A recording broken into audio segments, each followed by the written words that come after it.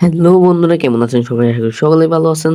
আপনার দোয়ায় আমিও ভালো আছি। আজকে আপনার জন্য আমি নিয়ে আসলাম ভিভোর একটি ফোন, ভিভো V50 লাইট, যা কিনা বাজেট সেগমেন্টে ভালো ফোন হবে কিনা আজকে আমরা এটা যাচাই বাছাই করব। তাতে কিনা 6500 mAh সিলিকন কার্বনের ব্যাটারি রয়েছে। তো এর সবকিছু নিয়ে আমরা ভিডিওতে আলোচনা করব। শুরু করা যাক।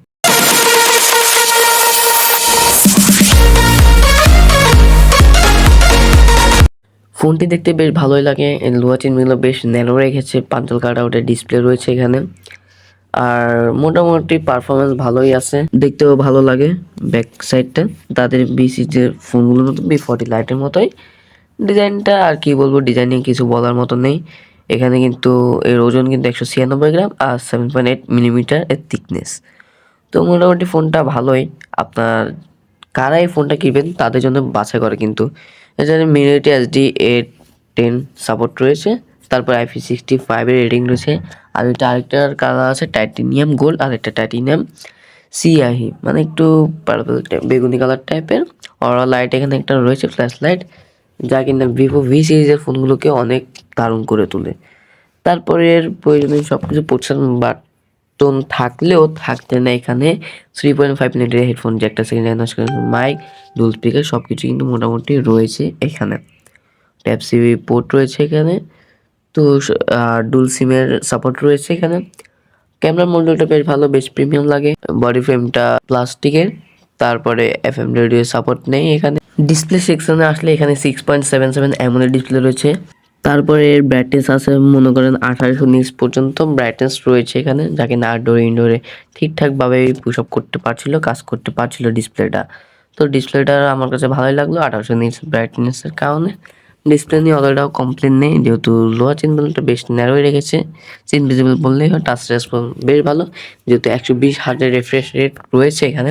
তো এখানে কোনো ল্যাগ ট্যাগের ইস্যু বসে নাই। আর এটাতে আন্ডার ইন ডিসপ্লে ফিঙ্গারপ্রিন্ট রয়েছে। আর ডিসপ্লে নিচে রয়েছে। আপনি ফাস্ট অ্যান্ড অ্যাকুরেট কাজ করে আপনি যদি এটাতে ভিডিও দেখেন তাহলে মজা পাবেন। যারা কিনা ইউটিউবিং দেখবেন, শুধু সিম্পল ব্যবহার করুন, তাদের জন্য এই ফোনটি আমি মনে করি ভালোই। এখানে 8GB প্লাস 128GB স্টোরেজ রয়েছে, আবার 8GB 256GB স্টোরেজও রয়েছে।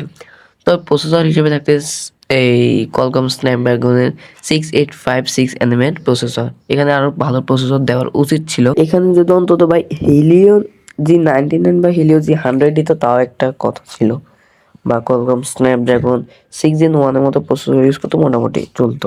তো আগেই বলি ভাই, ফোনটা কিন্তু গেমারদের জন্য না। যারা মোটামুটি ভিডিও দেখবেন, ছবি টবি তুলবেন টুকটাক, তাদের জন্য এই ফোনটি। গেমারদের জন্য আমি এই ফোন সাজেস্ট করবো না। গেমারদের জন্য আরো ভালো ফোন রয়েছে। ভিভোর ইউআইটা বেশ ভালোই, ইউএস অপটিমাইজেশন খুব ভালো মতোই কাজ করে। আমার কাছে ভালোই লাগছে এই ইউআইটা। তো ভিডিওটি অবশ্যই কিন্তু লাইক দিয়ে চ্যানেলটি সাবস্ক্রাইব করে রাখবেন। তো এখানে অ্যাপ লোডিং টাইম বা অতটা সময় লাগে। এর মেন ক্যামেরা থাকছে 50 মেগাপিক্সেলের মেন সেন্সর, যা কিনা সোনি IMX882 ক্যামেরা। আর দ্বিতীয় ক্যামেরাটা থাকছে 2 মেগাপিক্সেল ডিপ সেন্সর, যা কোনো কাজেরই না। ফ্রন্ট এন্ড ক্যামেরা থাকছে 32 মেগাপিক্সেল, যার ছবি কোয়ালিটি কিনা বেশ ভালোই। তো এর বোকেস লাইটের কারণে, ফ্ল্যাশ লাইটের কারণে বেশ ভালোই হয়। এটা সেই ছবির স্যাম্পলগুলো। তো ছবিগুলো আপনার কাছে কেমন লাগলো অবশ্যই কিন্তু কমেন্ট করে জানতে ভুলবেন না। তো এর ছবির স্যাম্পলগুলো আমরা তুলে দেখলাম, মোটামুটি চলে। 6500 mAh সিলিকন কার্বনের ব্যাটারি রয়েছে, যা আপনাদের 2 দিনের মতো ভালো ব্যাকআপ দিবে। আর 90 ওয়াটের ফাস্ট চার্জার রয়েছে। ফোনটি ফুল চার্জ করতে আমাদের লেগেছিল প্রায় 58 মিনিটের মতো। 58 মিনিটে ফুল চার্জ হয়ে যায়। আর ব্যাটারি ব্যাকআপ তো খুব ভালো। তো এর ব্যাটারি ব্যাকআপের জন্য আর ক্যামেরা মডেলটা মোটামুটি, আর ডিসপ্লে যাতে অ্যামোলেড, এসবের কারণে আমার কাছে ফোনটি ভালো লাগলো। এর খারাপ যে দিকগুলো, 3.5 মিনিটের হেডফোন জ্যাকটা নেই।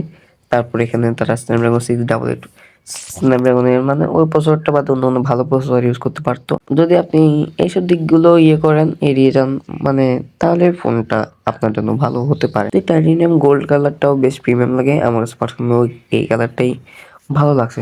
তো ফোনটি কিন্তু অফিসিয়াল ফোন। তো এর 128GB দাম রাখা হয়েছে 30,000 টাকার আশেপাশে। আর 256GB, যেটা ওই ভেরিয়েন্টের দাম রাখা হয়েছে 33,000 টাকার আশেপাশে আপনারা পেয়ে যাবেন। তো ভিডিওটি কেমন লাগলো অবশ্যই কমেন্ট করে জানাবেন।